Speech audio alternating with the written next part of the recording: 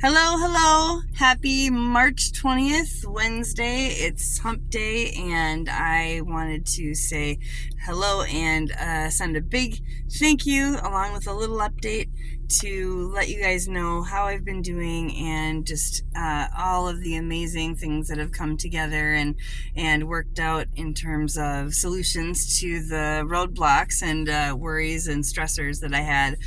when I sent out my original SOS at the beginning of this whole journey, getting from Rochester, moved out of my apartment that I had down there in the aftermath of my job loss, and trying to figure out how to proceed, making the best choices and keeping myself safe and in some some level of comfortable, so that I could be peaceful and making healthy choices, and also with keeping my dogs in mind and making sure that they were safe and in a fair level of comfort as well, despite having no idea where we would end up or how we would even remotely accomplish that as of a few weeks ago. So yeah, I thought I would kind of show you guys the biggest, most exciting piece of news that I have from this week, at least. And that is that this vehicle here, my Chevy Trax, is officially running and able to be driven. And I have Gabe Howard in large part to thank. I am indebted to him and so grateful. He put in just a ton of work and so many hours and so much effort, and when it came to making sure that this priority got prioritized and got taken care of as quickly and as thoroughly and correctly as possible. Man, I couldn't have done it without Gabe, but also there have been contributions from family. I reached out to and set my pride aside to a fair number of family and friends that, man, it was hard to do that too, but I'm glad that I trusted you guys and followed my gut, even though it was uncomfortable, because, it's been very freeing just living my truth and kind of putting it out there, what was going on, even though it might be embarrassing and it might have been scary and overwhelming. It also has been so, in a way, liberating, and that has been so beautiful because due to the fact that I sent that out and set that pride aside, I had just an amazing level of response from you guys, with help, and that's tangible help, all the way from, making sure I had groceries and the basics taken care of, all the way up to making sure that I had a roof over my head, which in my case, I haven't been able to find anywhere that I could just stay short term, and so that has meant helping me by paying for hotel rooms, and ultimately getting me into the little studio apartment at this extended stay hotel in Woodbury. Today is the last day that was kind of taken care of through, and so I'm figuring out what to do for the next few days, but that's okay, because now that I can actually DoorDash and get out there and work, I have no problem, earning my keep and being responsible for myself, and I don't want to mooch off of people or get comfortable sitting on my laurels or something. And so yeah, I literally picked up the car yesterday, and Gabe had replaced the radiator. There's a kind of an air intake cover that goes over a big part of what's under the hood, and then the front passenger headlight, and then also did a radiator fluid flush and oil change, actually a couple of those, and then I cleaned the car out super well. Gabe even helped me with that, and did another once over on the windows and stuff before handing me the key back yesterday. But yes, it was having some issues when we first got it fixed, and I ended up bringing it to a family member on my dad's side who I haven't seen in years, and he's a mechanic that lives in Richfield, and so I carefully and slowly made my way over to Richfield a few days ago to get his blessing on if it was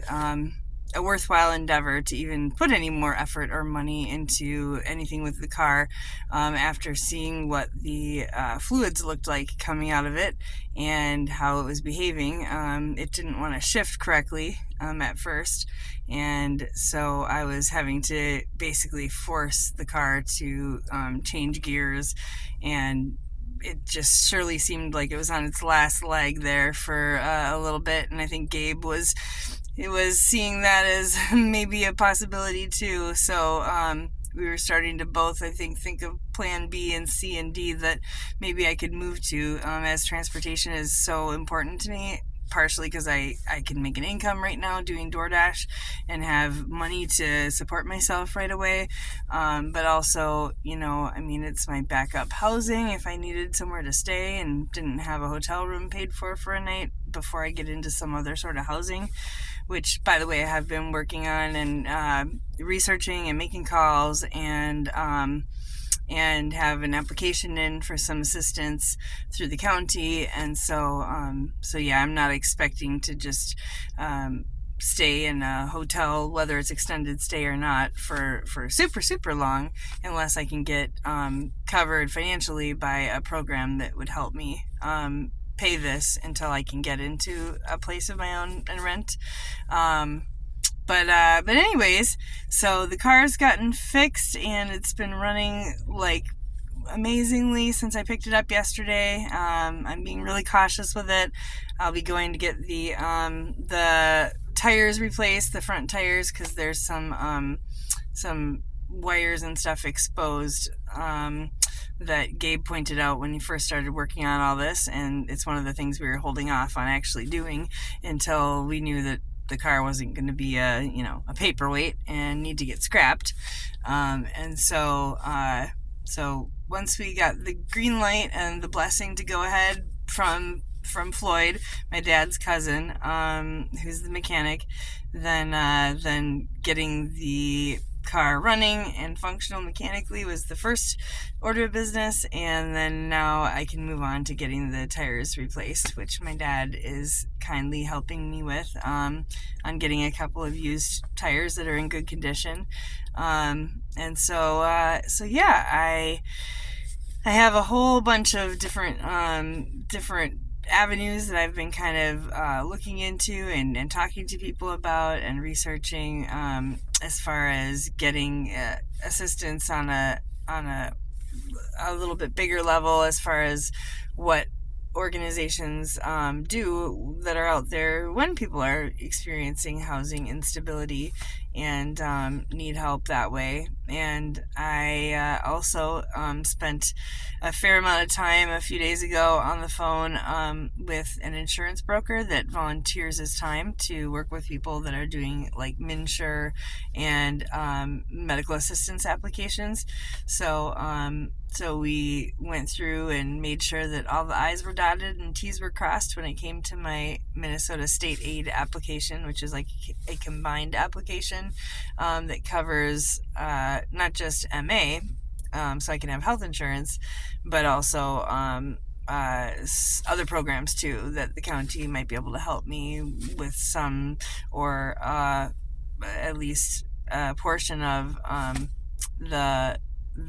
different types of help that are out there. I don't know if I'll qualify for all of it. It depends, but my unemployment ends unfortunately next week, I think. It's not very much anyways. It's just $140, but that $140 has gone towards things that I've needed and has been extremely helpful. But I guess that's the way it works when you've just started a job and you've only been there for a short amount of time. It's not like you can accrue very much in your unemployment savings account that the state kind of keeps. And so, yeah, I definitely think that shift and not having unemployment even come in anymore, and then starting to do some door dashing and working to make an income, it's all going to kind of get assessed, and then whatever assistance I can qualify for gets figured out. They basically judge it based on how far below the poverty line you are, and like how indigent you actually are, and how much resources you have to be able to tap into, which I've gotten a lot of help and support in the last few weeks that I never could have imagined, but it definitely isn't something that I would want to expect or have as like some sort of